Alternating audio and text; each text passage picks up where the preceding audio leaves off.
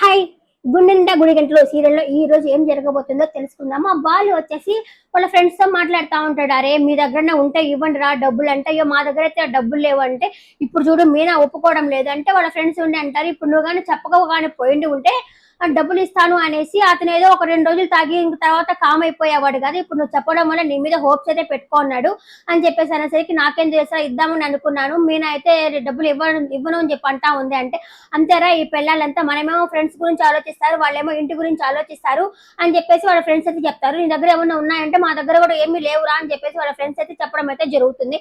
ఇంకా సరేలే నేను ఏదో ఒకటి ట్రై చేసుకుంటాను అని చెప్పేసి ఇంటికైతే వచ్చేస్తాడు. ఇక్కడ వచ్చేసి కట్ చేస్తే రోహిణి నిద్రపోతా ఉంటుంది అనమాట. వాళ్ళ ఫ్రెండ్ కాల్ చేస్తుంది. కాల్ చేసి అరే మనము డబ్బులు ఇచ్చాము కదా అడ్వాన్స్, అతను కాల్ చేస్తున్నాడు, మన రేపటికల్లా ₹1,00,000 కావాలంటే ఆ ₹1,00,000 ఇస్తేనే ఓకే, లేకపోతే మన అడ్వాన్స్ డబ్బులు కూడా ఇవ్వనంటాడంటే, మనం ఒక 2 days అడిగాం కదా అంటే అసలు ఒప్పుకోవడం లేదు, మనం చూసాం కదా అంటే, అరే మా డబ్బుకి మనిషికి వాల్యూ లేదా, టయానికి వాల్యూ లేదా, రోజుకి వాల్యూ లేదంటే, లేదు డబ్బుకే వాల్యూ ఉంది, ఎలా అయినా సరే ఒక ₹1,00,000 కావాలా అని చెప్పేసరికి ఇప్పుడు ఏం చేయను, నేనేమో నా మొగుడేమో దుబాయ్ లో ఉన్నాడు అని చెప్పారనేసరికి అక్కడికి వచ్చేసి మనోజ్ వచ్చి ఉంటాడు. మనోజ్ వచ్చినా ఏం కాదులే, అతనేమో చూడడానికి ఏమో అంత బిల్డప్ ఇస్తాడు కానీ అంత డొల్లే, ఆ మనోజ్కి ఏమీ ఉండదు అసలు. ఏంటి ఎవరిని పడుకోబెట్టాను అని చెప్తున్నావు అని చెప్పేసి మనోజ్ వచ్చేసరికి ఏమీ లేదు, నా ఫ్రెండ్ బాను ఉంది అంటే, బాను అంటే అవును ఉంది అంటే, దుబాయ్ ఫ్రెండ్ అంటే, దుబాయ్ లో నీకెప్పుడు ఫ్రెండ్ అయ్యింది అని అడుగుతాడు మనోజ్.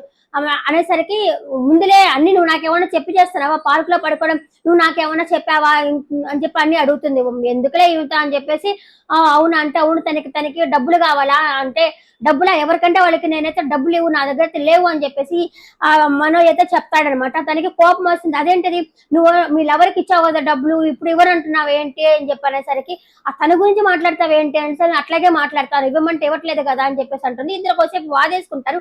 వాదేసుకున్న తర్వాత ఇంకా మీనా వచ్చి కాఫీ పెట్టుకుంటా ఉంటుంది. అక్కడికి వెళ్తుంది అనమాట. ఇంకా బాలు వచ్చేసి మిదిపైకి వెళ్ళి ఆలోచిస్తా ఉంటాడు.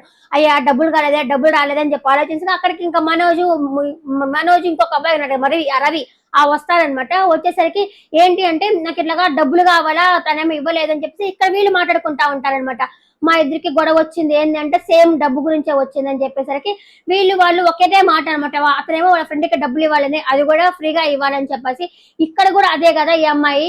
ఇంకా మధ్యలో శృతి ఉంటుంది, చెప్తుంది వడ్డీకి ఇస్తే చాలు, ఎందుకంటే ఆ వడ్డీ కట్టలేక వాళ్ళైతే కాముగా ఉంటారని చెప్పి మీనా శృతి అయితే చెప్పడం అయితే జరుగుతుంది అనమాట.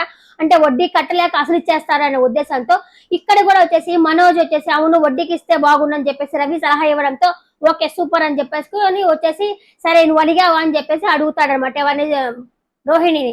మనోజ్ నేను కొంచెం అడిగాను కొంచెం కోప్పడ్డాను అంటుంది. సరే నేను వడ్డీకి డబ్బులు ఇస్తాను, నేను ₹1,00,000 రేపు వచ్చి తీసుకెళ్ళు అని చెప్పేసరికి, సరే రేపు వచ్చి తీసుకెళ్తానులే అని చెప్పానంటుంది. ఇక్కడ వచ్చేసి ఇతను ఉన్నాడు కదా బాలు వాళ్ళ ఫ్రెండ్ వచ్చి అక్కడ వాళ్ళ ఫ్రెండ్స్ తో మాట్లాడుతుంటారు, వచ్చి అన్నం తినేసి పొండి అని చెప్పేసి వాళ్ళైతే మాట్లాడుతూ ఉండేసరికి మీనా అక్కడికి వస్తుంది అనమాట. వచ్చేసి చెప్తుంది, ఇదిగో చూడు ఇప్పుడంటే బాలు డబ్బులు అవసరానికి ఇస్తాడు కానీ, ఇప్పుడు మీ నాన్న వాళ్ళకి షష్టి పూర్తి చేయాలని ఎప్పటి నుంచి తెలుసు కదా, డబ్బులు కూడబెట్టుకో ఉండాలి కదా, చిన్న చిన్నగా మనం ఇట్లా బతికే వాళ్ళము, మీరేమో కారు డ్రైవ్ చేస్తారు, నేనేమో పూలు అమ్ముతుంటాను కదా, మన వాళ్ళకి ₹1,00,000 అంటే పెద్ద బడ్జెటే కదా, అది కూడబెట్టుకొని చేసిన ఓకే కానీ అయినా కూడా అంత ఆడంబరం ఎందుకు చేయటం అని చెప్పేసి మీనా అయితే చెప్తుంది.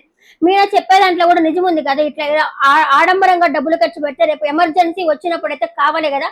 ఆ అమ్మాయి చెప్పడం అయితే కూడా నాకు బాగా అనిపించింది.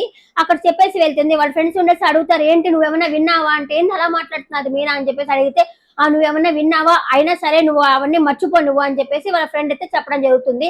ఇంకా కట్ చేస్తే రోహిణికి వచ్చేసి అతను డబ్బులు ఇస్తాడనమాట. వచ్చి ఇదిగో తీసుకో వడ్డీ, నా వడ్డీ మాత్రం ఇవ్వాలి ఖచ్చితంగా అని చెప్పేసరికి సరేలే అంటే, నోట్ రాయించుకోవడం మర్చిపోబాక అని చెప్పంటే సరేలే అంటుంది.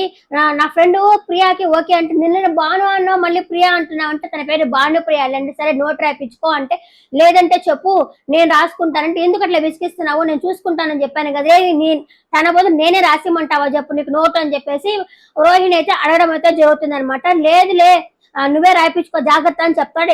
అదే ఈ రోజు జరిగింది. నెక్స్ట్ ఎపిసోడ్ లో మళ్ళీ కలుస్తాను. Bye bye.